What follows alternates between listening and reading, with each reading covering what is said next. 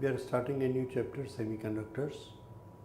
In electricity, we have seen that there is one type of classification of material, how good it allows the electrical charges to flow, how good it allows to flow. If the flow is with good speed and it has got large number of conductors conducting charges, then we say it is a good conductor. The measurement, whether it is allowing the charges to move, that measurement is conductivity. It opposes the motion of charge particles, charge carriers, that measurement is resistivity. Now, metals are very good conductors because they allow charges to flow freely. And plastic is insulator, wood is insulator because it does not allow charges to flow. Now, we have measured the required physical quantity, that is resistivity and conductivity, and accordingly we have divided the material. Now, there is a third type of material in between the two, which we will call semiconductor. It is not that its resistivity is between the two categories, but also it has got certain properties. And these properties are that we have a control to change the conductivity of that particular material. By use of that particular material, we can make very wonderful circuits. Like in a conductor, if I send current in this direction, I will find it coming to this direction. If I am sending current in this direction, then it will come to this direction, both ways. In insulator, it will be blocked, no current, and if I send it from this direction, it will be blocked. Now, with help of semiconductor, I can make a block and I will advise him, then it will send the current whenever the current is coming in this direction, but it will not allow the current to pass when the current is sent in this direction. In one direction it will allow the current, in another direction it will not allow the current.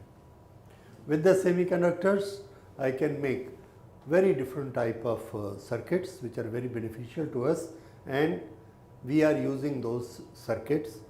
The complex form of those circuits is our computer, our mobile, and all these things which are based on the characteristics of semiconductors.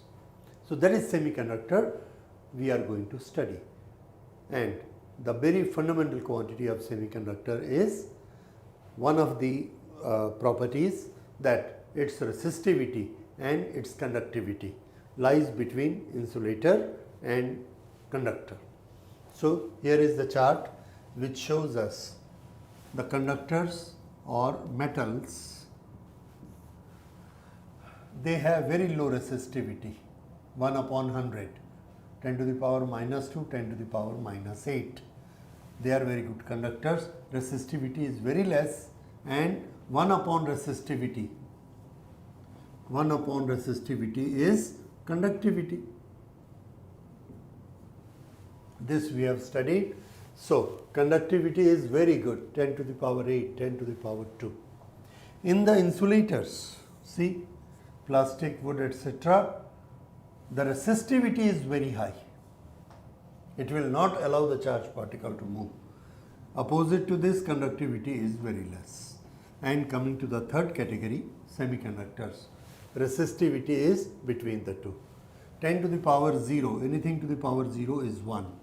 So, 10 to the power 0, that is 1, comes to this category. You see, minus 5 to plus and plus to minus. So, this is the range of resistivity of semiconductors and conductivity.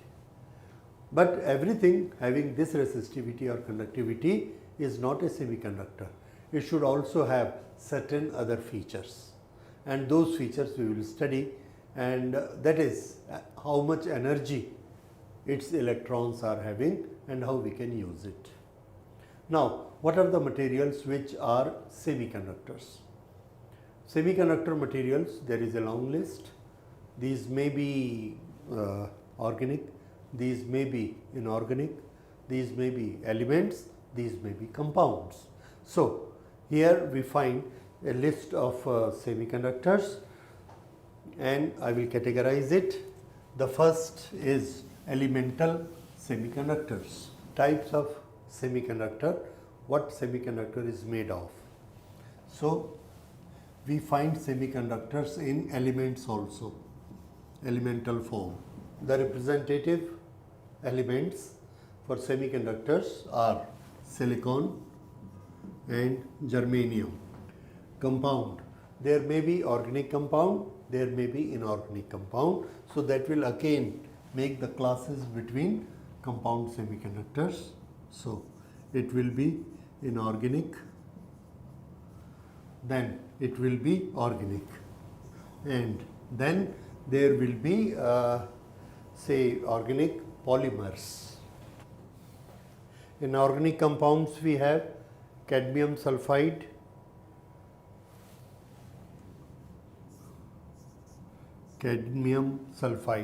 is one organic, then gallium arsenide,